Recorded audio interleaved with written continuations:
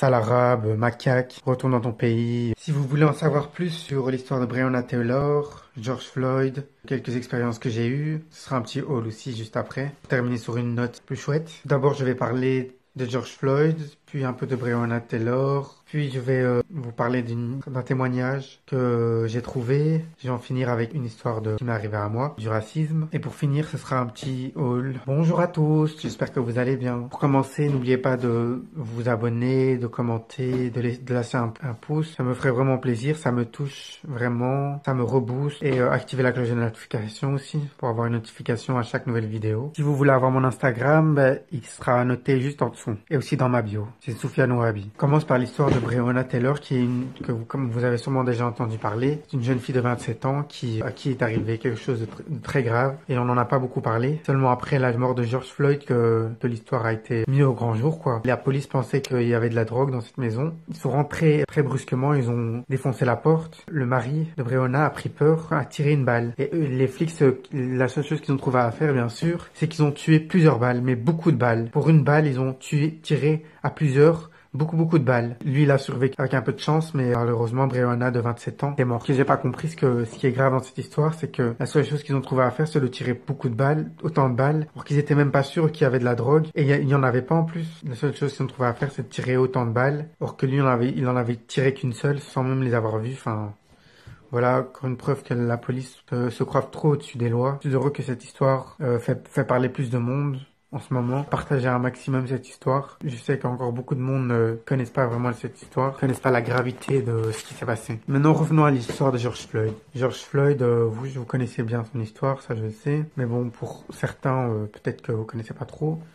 Je vais vous expliquer vite fait. George Floyd, qui était suspect d'avoir essayé d'acheter quelque chose avec un faux chèque, la police est intervenue. Ils l'ont plaqué au sol, donc visage contre terre, ventre à plat par terre, ce qui est déjà difficile à respirer dans cette position-là. Mais en plus de ça, le policier a mis son genou sur son cou et a appuyé et il souffrait vraiment, il criait de douleur, il voulait se séparer, il disait qu'il allait mourir, criait. Heureusement, il y avait des gens qui ont filmé toute la scène parce qu'après il est décédé. Et ça c'est quelque chose, cette histoire a fait vraiment beaucoup de bruit, ça vous le savez. Encore heureux parce que c'est vraiment très grave. Voilà, c'est tout, on va pas en revenir beaucoup là-dessus. Le reste, je pense que vous savez, vous pouvez faire votre recherche. Et voilà, maintenant je vais vous parler d'un témoignage que j'ai vu, c'est un témoignage qui a eu dans Touche pas à mon poste, un jeune adolescent qui s'appelle Wissem, je pense, oui. Donc, lui, il a expliqué, c'est que, en fait, il était en cours et qu'il y a un garçon qui a commencé à insulter une fille qui était en surpoids. Et donc, lui, il a voulu prendre sa défense. Déjà, de un, pour la défendre, mais aussi parce qu'il devait étudier et il avait du mal à se concentrer. Et donc, le mec lui a commencé à lui dire ta gueule et tout ça, à l'insulter. Et lui, il a répondu, il a dit oui, mec, on n'arrive pas à se concentrer, tu déranges tout le monde, blablabla. Et lui, la seule chose qu'il a trouvé à dire, c'est retourne dans ton pays, sale arabe. Je vous ai raconté cette histoire pour en venir à mon histoire. C'est quelque chose qui m'est arrivé très souvent.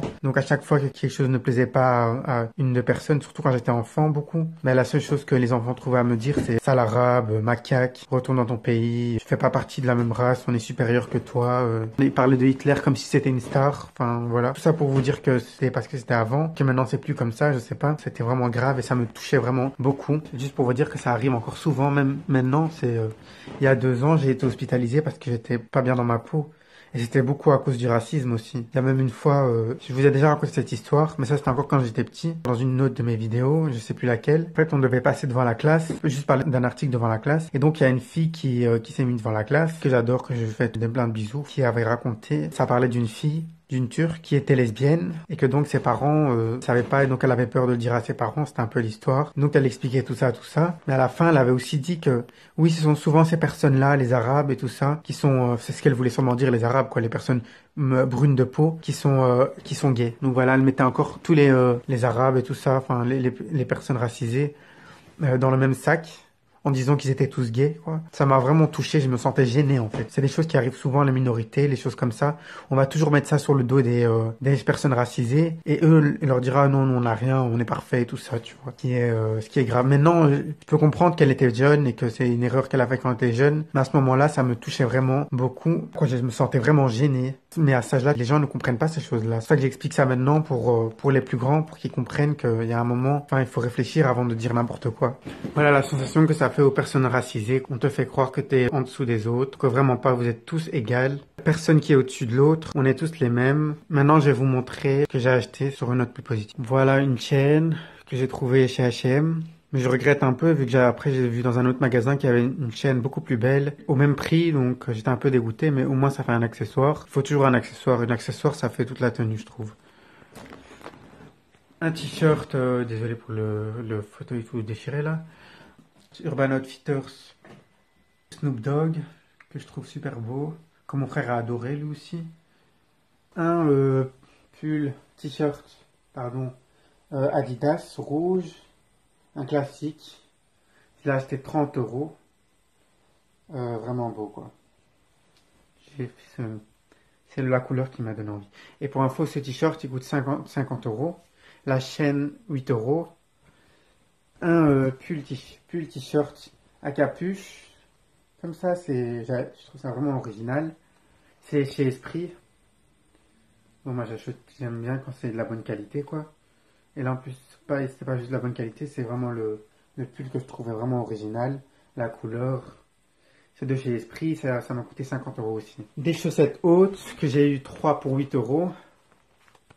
Donc celle-ci, j'ai beaucoup aimé. D'autres, des grises, avec une petite pastèque au-dessus, des grises et des petites lignes blanches, style sport quoi. Grise, super magnifique, j'adore. Et dernier, à carreaux. Très joli aussi, je trouve. Pour mettre avec des bermudas et tout ça. Des pantalons courts. Des Vans. J'en avais comme ça quand j'étais petit. Super beau, je les ai achetés chez Courir. Voilà. Au début, j'ai pris les blanches avec l'intérieur blanc, mais on m'a dit que c'était pour les filles, que pour les garçons c'était ceux-là, et je m'étais rendu compte que oui, c'était bien ceux-là, vu que quand j'étais petit, j'avais aussi des comme ça, exactement pareil. Donc voilà. Faites pas attention à ça, c'est une semelle, parce qu'en fait, il n'y avait pas ma taille, je pouvais pas commander, tout ça, une taille plus petite. Donc celle-là, c'est une semelle qui augmente d'une demi-taille, et en même temps, c'est plus confortable. Donc voilà. Ce ne sont pas des fausses, pour vous rassurer. Voilà, la preuve que c'est des vrais Vans. Et voilà, c'est la fin de cette vidéo. J'espère que vous avez aimé. J'espère que vous avez appris des choses et qu'en même temps, je vous ai diverti. Surtout, n'oubliez pas de commenter, de vous abonner, de liker. Ça me fait vraiment plaisir. Je sais que je dis toujours ça, mais ça, je dirais pas assez, quoi. Ça me touche à chaque fois. Ça me booste vraiment. Ça me fait aller de l'avant. Ça m'encourage à faire plus de vidéos. Que là, ça fait au moins la 3e vidéo que je sors quasi presque toutes les semaines. Et tout ça parce que grâce à vos commentaires, vos vues, ça a un peu augmenté, donc ça me touche. Continuez comme ça. Faites tout ça, ça me booste vraiment. Merci beaucoup.